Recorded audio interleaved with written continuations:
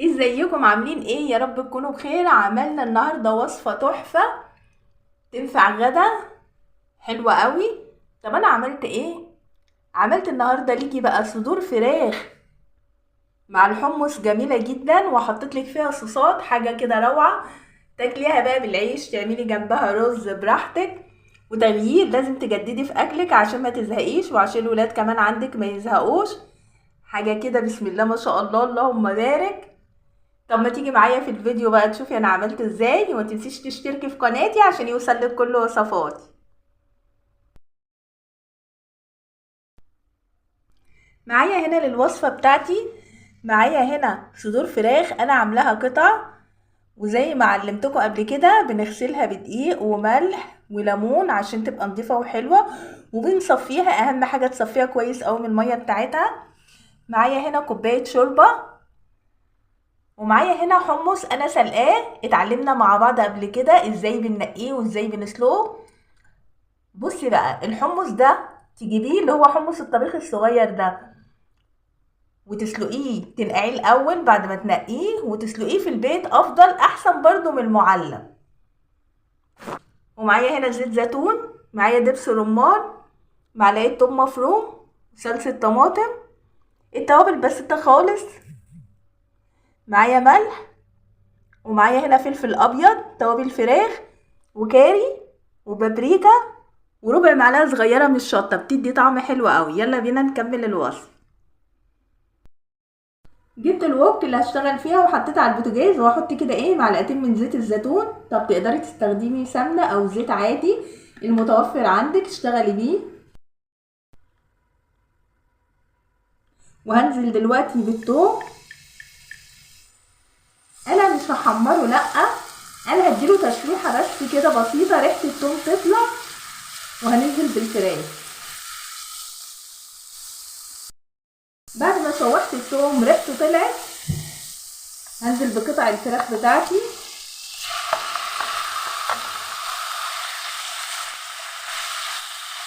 واشوح فيها شويه كده.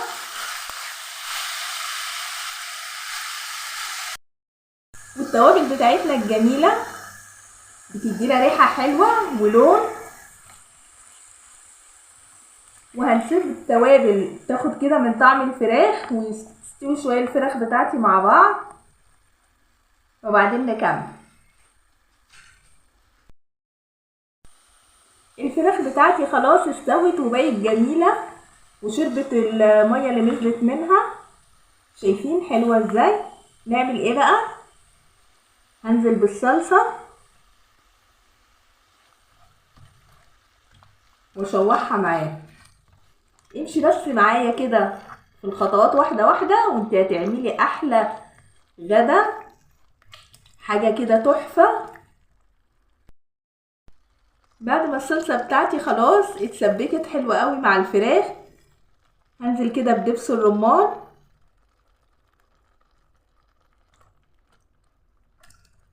الريحه بقى تحفه.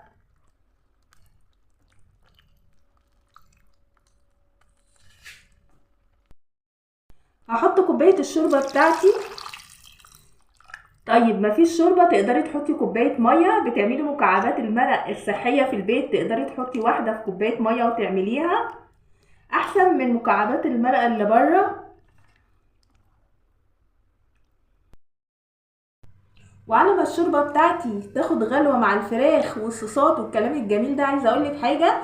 انا علمتك قبل كده ازاي لو انت عامله مثلا فراخ او لحمه من قبلها بيوم او كام يوم عادي، تقومي تسيبيها اما تبرد، وبعدين تحطيها في اكياس، تصفيها وتحطيها في اكياس وتحطيها في الفريزر عندك. هتيجي تطبخي اي وصفه هتقومي عاملاها على طول، احسن ما تستخدمي الميه او اي حاجه تانية، تبقى صحيه وحلوه قوي. دي حاجه يعني للتوفير، وبرده براحتك. هتاخد غلوه معايا، وبعدين هنزل بالحمص بتاعي.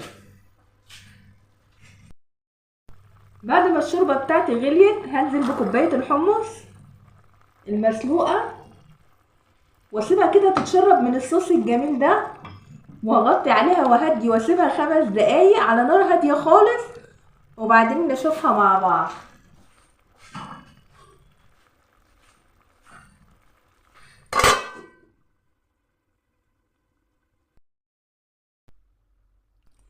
خلاص خلصت الوصفة بتاعتي، شايفين الجمال؟ حلوة قوي بصراحة. انا لما بعمل الوصفة ديت بحب اكلها بالعيش، انا مقدمة جنبها عيش هنا.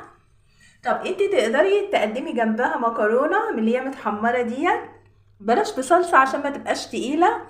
تقدري تعملي جنبها رز ابيض برضو، سواء بسمتي او رز عادي، بيبقى جميل جدا. عايزة اوريكي، شايفة الصوص الجميل؟ حاجة كده تحفة، وبيبقى طعمها حلو قوي مع الصوصات اللي احنا عملناها. طب ما تيجوا ندوق الجمال ده بقى. ناخد حتة من العيش كده حلوة، وتاخدي حتة من الفراخ الجميلة كده.